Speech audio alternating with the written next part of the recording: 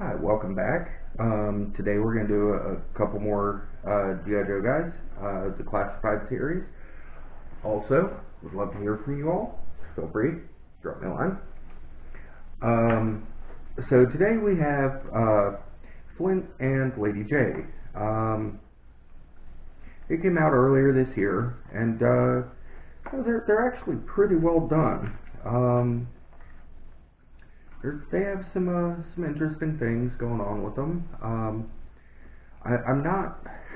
I see what they tried to do with them. They tried to combine, especially with Lady Jaye, both the original figure and the cartoon gear.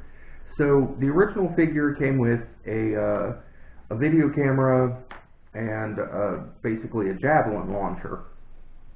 And the Javelin Launcher has an extra tip, so you can switch, and she also has a stick that attaches for the Javelin for the original one. I'm sorry, wrong end. The head pops out of the stick, and then you can change the head from the staff that has like the harpoon into like a spear and different things. And there are two of them, so one of them just kind of pops into the backpack. There's room here for a different head. This one kind of looks like a little camera or something, which I think is supposed to be reminiscent of the original thing, but the original one was actually a little video camera on a strap. The Javelin Launcher, the Javelin is completely removable. You can swap them out, or you can have her wander around with just the spear. Now you can have the cartoon look with the hair. You can have this weird little bald hybrid look, or she has not an alternate head but alternate hair, so you can put the ball cap on, kind of like the vintage figure.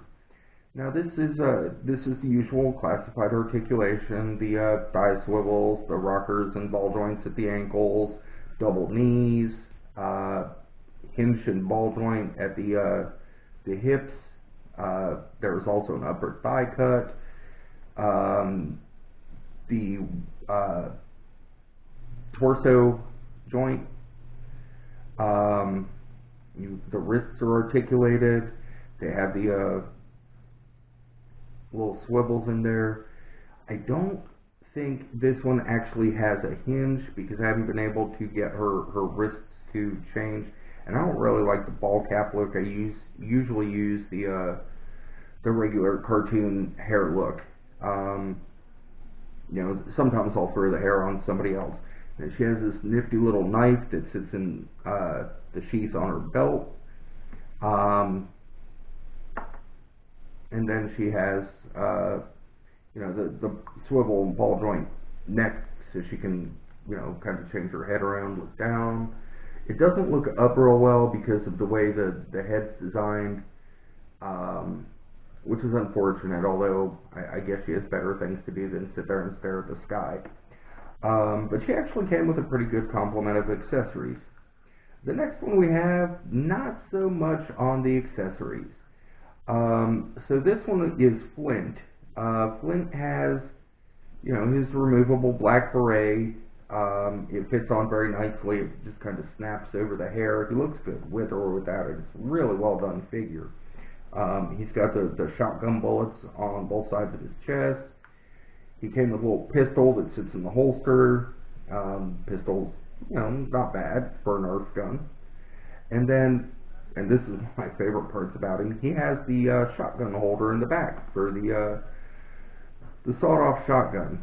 And the shotgun can actually hinge down, so you can pretend that you are loading it. He holds it pretty well. He's got the trigger finger sculpted, so it looks like he's shooting. It takes a little bit of moving, but fortunately the hands are soft, and there are lots of articulation, so you can kind of pose them around, so you can get him to rack his shotgun, if you will. It does take a little bit of effort. It's easier if you move the thumb and you're not trying to do it with one hand with bad eyesight while you're trying not to look stupid in front of a camera. But that is Flint and Lady Jaye. Flint has the same basic articulation. He's got the shoulders and the swivel at the bicep, the hinged wrist, so you can kind of maneuver it around a bit. The ball joint on the wrist. The head has the ball joint and hinge that's so very common in the figures these days. The upper thigh cut is really stiff, but you can kind of see it move a little. Double jointed knees, lower thigh cut, and then the ball joint rockers on the ankles. I got these together. I got them from, I want to say GameStop, might have been Target. I found them fairly early on in the ordering process for them, so they weren't as difficult to get as some of the other ones, like Beachhead or Viper. But they were a pair. They came out together. They are among my favorite of the 85 series G.I. Joe guys. I do prefer the Cobras. They're just more interesting, but they're really great figures. They have a good kind of basic military design. So yeah, I really kind of enjoyed these, and I hope you enjoyed watching the video. I'm sorry it was short, but I've noticed as I was doing my videos, they're a little long, so I'm aware most people may not want to watch them. But thank you for joining me.